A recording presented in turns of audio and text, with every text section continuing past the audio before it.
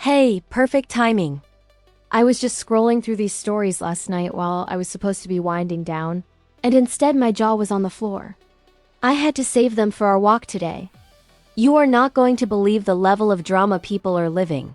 We're starting strong with a story. So cringy I got secondhand anxiety. It's from this woman. Let's call her Maya. She's 28, a graphic designer. Ready? Let's go. Am I the asshole for accidentally confessing to my brother's fiancé that I've always hated her when I thought my mic was muted? I have never, for one single day, liked my brother's fiancée, Jessica. She's the kind of nice that leaves a paper cut. She calls my favorite band shirts cute and childish, asks if I'm still just doing freelance, and once sweetly pointed out I was the only one at Thanksgiving without a date. My brother thinks she's an angel. I've kept my mouth shut for 3 years for his sake. Then last weekend, my brother set up a giant messy Zoom call with the whole family to talk wedding plans. It was chaos. People talking over each other, dogs barking. I had my microphone muted and my camera off, just listening while I played a game on my phone. Jessica was in full command mode. She announced in that sugary voice that she was making me a greeter at the reception instead of a bridesmaid, so the wedding party would look cohesive. She said I'd need to wear this specific shade of pink to soften my look. I'd had the worst week. My last bit of patience snapped. I leaned into my computer screen, stared right at her little video box, and muttered to my empty room, I have hated you for 3 straight years. Your voice sounds like a seagull getting kicked. I would rather drink straight bleach than wear your stupid pink napkin and smile while I hand out programs to your stuck-up friends. I leaned back, feeling a little better. Then I saw it. On the screen. The little microphone symbol wasn't on mute. It was live. Every single face in the Zoom grid froze. My brother put his head in his hands. Jessica's mouth fell open into a perfect silent O. My mother's tiny, horrified voice whispered, Honey, your microphone is on. I slapped my mouse and left the meeting. My phone exploded. My brother is furious, saying I ruined everything. My parents say I was vicious and need to beg for forgiveness. But my cousins are texting me crying, laughing emojis saying, Someone finally said it. I feel terrible about how it happened, but not about what I said. So, am I the jerk for the world's worst accidental confession? Then we've got a classic bad roommate saga involving special brownies and a very vengeful baker. My roommate kept stealing my special brownies. I never told her what was really in them. Let me tell you about my roommate. Chloe. This girl had a belief system. If it was in the fridge, it was hers. My fancy cheese? History. The cold brew I specifically labeled? Chugged by noon. I'd ask Nestle. I get mad. Nothing worked. She'd just wave a hand and say, Relax. It's a roommate tax. The last straw was my grandmother's brownies. I made them from scratch, the good kind with real chocolate and so much butter it should be illegal. They were for my boyfriend's birthday party. I came home and saw it a perfect, neat rectangle cut right out of the middle of the pan. She was on the couch with literal crumbs on her shirt. Chloe, those were for tomorrow. Sorry, she said, not looking up from her phone. They were amazing. You can just make more. I was so mad I saw stars. But then, a beautiful petty idea bloomed. I went back to the store. I made a new batch that night. Same delicious smell, same perfect look. But I added my secret ingredient, a whole bottle of sugar-free gummy bear syrup.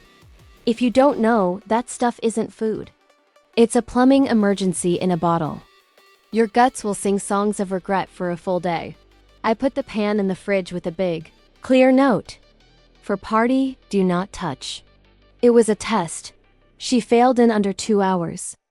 I heard the fridge door, the clink of the plate. She ate 2 huge squares. The revenge wasn't a scream. It was a slow, terrible symphony. It started around midnight with the bathroom fan in her room whirring to life. It stayed on.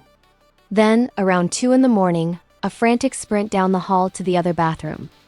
More distressing sounds. At 4, I heard a weak groan from behind her door.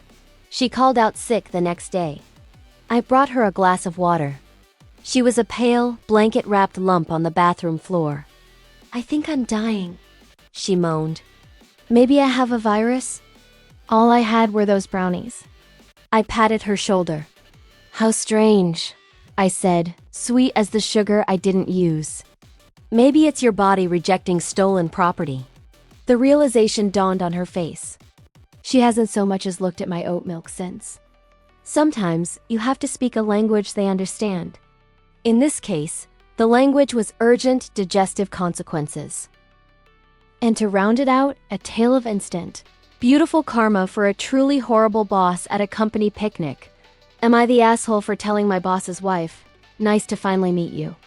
At the company picnic, when she very clearly wasn't his wife. My boss Greg is the worst.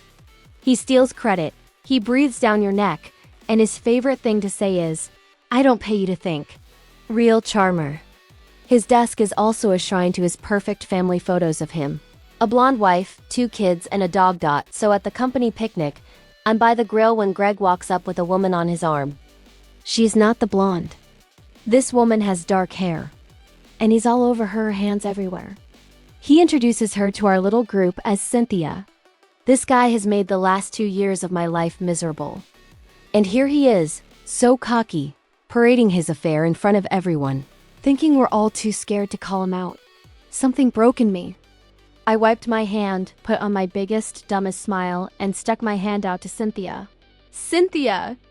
Wow, it's so great to finally meet you. I said, way too loud. Greg talks about you all the time. Greg's face went white. Cynthia looked confused but flattered. He does? Oh, for sure. I barreled on, playing the clueless fool perfectly. We've all seen the pictures on his desk a million times. Although, I said, squinting like I was just noticing, you look so different with dark hair. The blonde in those pictures really suited you too. The silence was instant and total. You could hear the burgers sizzling from 20 feet away. Cynthia's smile vanished. She slowly turned her head to look at Greg, her eyes narrowing to slits. What pictures? She asked, her voice quiet and deadly. She ripped her arm away and stormed off toward the parking lot. Greg shot me a look that could have melted steel before stumbling after her, babbling. He was absent on Monday. The word from the higher-ups is that his actual wife found out, go figure, and he's on leave while they investigate his management style. My coworkers keep high-fiving me and calling me a hero. But my partner says I took a work problem and blew up a man's whole personal life, which was an awful thing to do. So I gotta ask, am I the jerk?